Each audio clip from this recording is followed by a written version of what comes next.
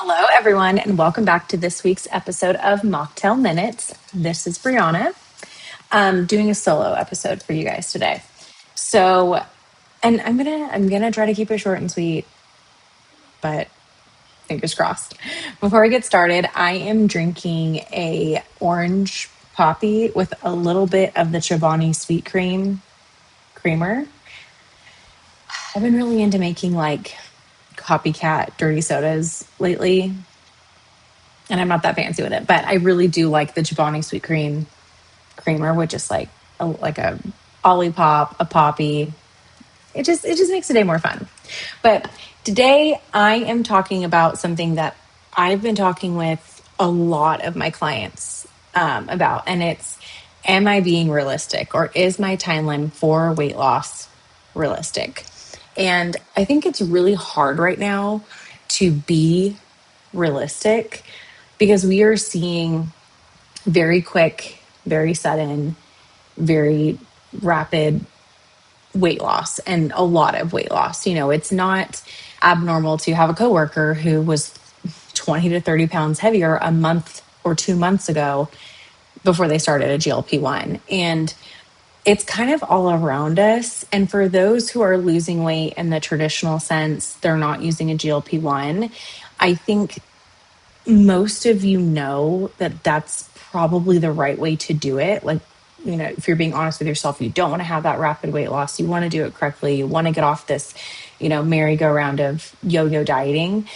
But it's hard when the people around you are seeing the results that you want to see much quicker. You know, you're telling yourself, I know I'm doing it the right way, but it still doesn't change the fact that, you also want to lose weight. And for some people, it's like, you know what? Yeah, losing 20 pounds in like a month or two does actually seem really nice, if you're being honest with yourself. And I think that internal struggle is really loud. So I want to kind of break it down for you.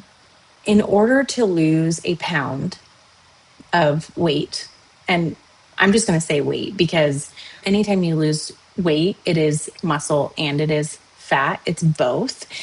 Obviously, we know if you're under eating, you're going to be losing a lot more muscle than you're losing fat. But in general, it takes 3,500 calories of a deficit. So 3,500 less calories a week to burn or to lose 1 pound. So this is where the idea of like, if you do a lot of like calculators online, it's like, ooh, what should my calories be? It like automatically minuses 500 calories from your daily intake. It's because 500 calories times 7 is 3,500. So in theory, you should lose a pound a week if you're in a 3,500 calorie deficit. Now, that is a very oversimplified way of looking at it, right? We know like a lot goes into how well you burn calories. Are you actually in a deficit? Are you getting more of a deficit from movement, etc.? Is your thyroid optimal? A lot of things go into, can I simply just calculate a 3,500 calorie deficit and lose a pound? So that is 1 pound a week, which is realistic weight loss. Realistic weight loss is anywhere between 0 to, technically textbook says 2.5 pounds a week. Notice how I said 0, because weight loss doesn't always happen in a linear fashion. We know that it goes up and down.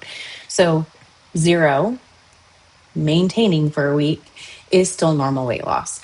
Honestly, anything above 2 pounds a week, I'm really, really questioning, are you maintaining your muscle mass? Because your body will get rid of muscle before it gets rid of fat, because muscle is not a good energy source and fat is a good energy source. And your body, which is made to survive, is going to keep the energy source that helps it maintain itself. So anything over 2, and I'm really questioning, like, what are we doing here? That's quite substantial. So I would say hanging out around the 1 pound a week, very normal. A half a pound a week, 1 pound a week, very normal. When you're in a true deficit and you're being consistent and you're working on that weight loss. 1 pound a week is 52 pounds for the year. And 52 pounds is a lot. It might not seem like very much when you think about it in a span of over a year, but let's be realistic. You have probably been trying to lose weight for over a year. A lot of you can think, myself included, think about where I was a year ago. Really doesn't seem like that long. So we kind of do this thing with ourselves where we're like, 1 pound just isn't a lot. We discredit it. It's nothing. But 52 pounds in a year is substantial, especially when you're kind of in the same place that you've been for the last couple of years. Which brings me to my next point. Are you being realistic with yourself about your weight loss timeline? Is it, I want to lose weight in 1 month, 2 months, 3 months? Or is it, it took me 5, 6, 7, 10 years to gain this weight? You have to kind of think, how long did it kind of take me to get to this weight? How long did I have habits or lack of certain habits that kind of got me here? Or what life changes happened, right? Like what major move, or children, going back to school, working, single parent, whatever it is.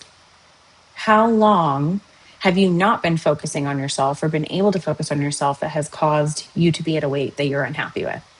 A lot of times it's going to be longer than a month and 3 months and 6 months and a year, probably more than 2 years.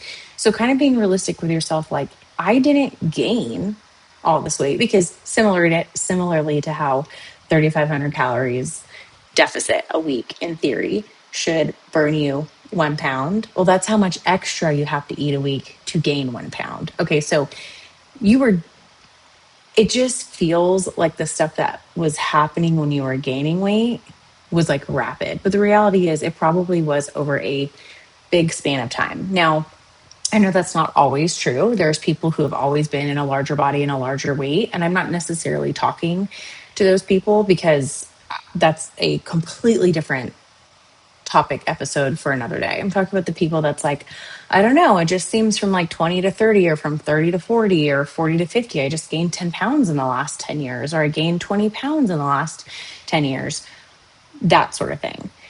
So am I being realistic? Did it take me 10 years to kind of get here? Okay, well, maybe I need to be thinking I'm not going to reach my goal weight in 3 months. And I hate, that's a question that I get all the time. Like, realistically, like, when do you think I could be at my goal weight? Realistically. And that is, it's such a hard question to answer, because it truly does depend, right? How often are you doing the things that you need to do to lose that weight? Because the reality is, not everybody can live a 90-10, 80-20 life. A lot of us, it's going to be 40-60-30-70.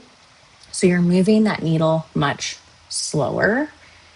And that's something to also ask yourself. Am I able to focus on weight loss? Like, is this the only thing I'm going to be focusing on right now?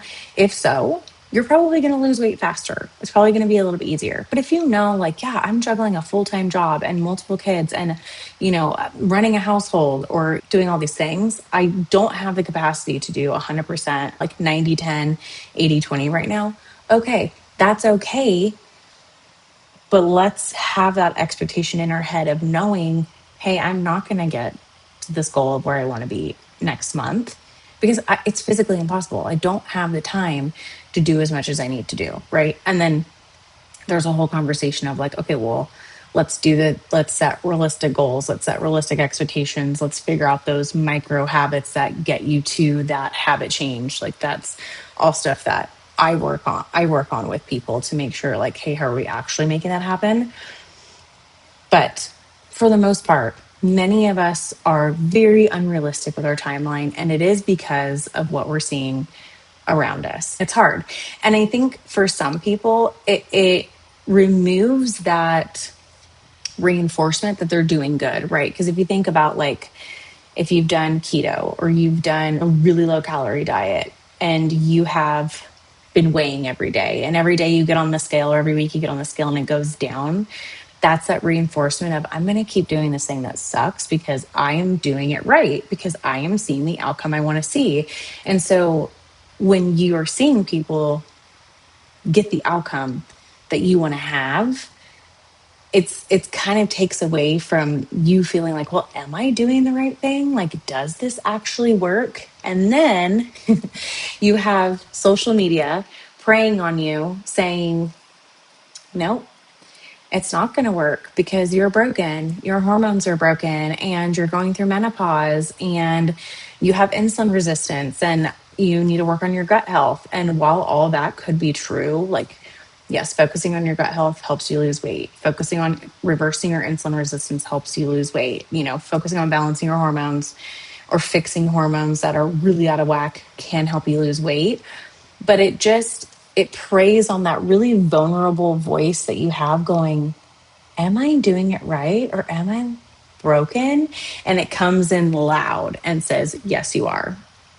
And so a lot of times when I have clients who are having unrealistic expectations of weight loss, I have them kind of do a social media audit and I have them remove or silence or mute or hide anyone or any accounts that are like reinforcing that you're not doing it right. You need something extra. You're not doing enough. You're broken. Or accounts where you're seeing people lose really quick weight and it's just a trigger for you. It's a trigger for you. You think you're doing all the right things, you're feeling good about it, and then you go on Instagram and you're like, wow, look at her, she's 10 pounds lighter than she was last month.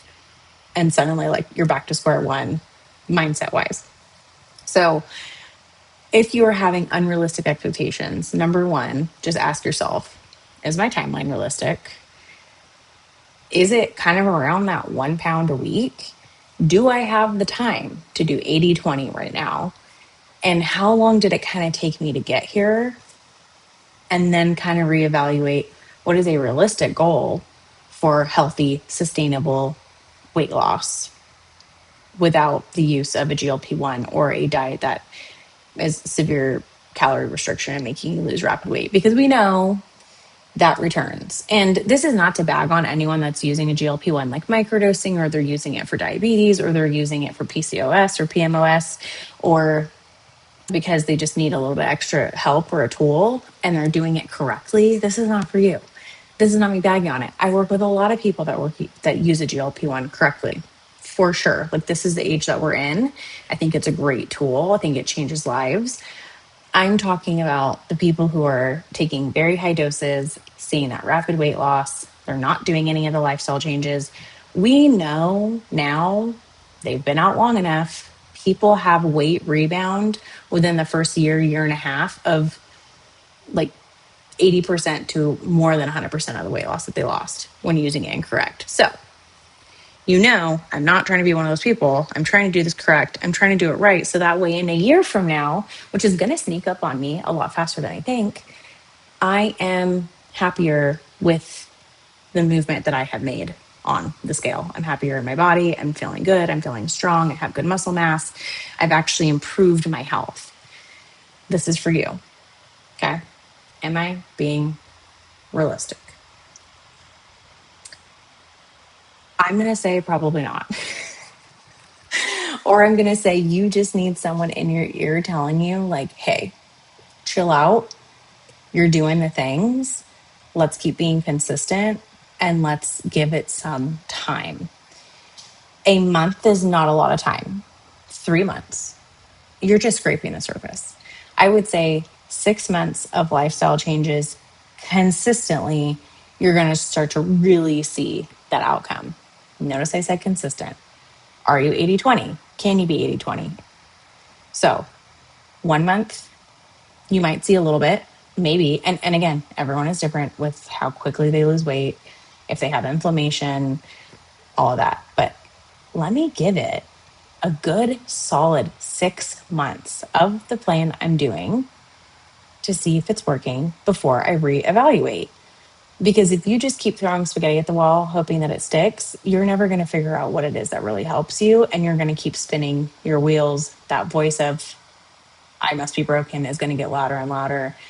And then suddenly you're going to want to break and give in too. I'm just going to lose 30 pounds in the next 2 months and then I'll figure it out from there. It's exhausting. It's exhausting. So hopefully this was a helpful episode. I want you just to have that serious conversation with yourself, because I think it's hard right now when you're seeing people get that instant gratification for not really a lot of work. You're going to question, like, why am I doing all these things? If you have questions, you can reach out to us on Instagram at Mocktail Minutes. You could also reach out to Bailey or I separately. We're here every week. We love to talk in our DMs with people about problems or issues they're having, future episodes, that sort of thing. So we will be back next week. And we actually have a really fun surprise for you. I'm not going to say what it is because I don't know if we're uploading it next week, but next week we are going to be recording and doing some really fun episodes that I cannot wait for you guys to hear. So until then, have a good week. Bye.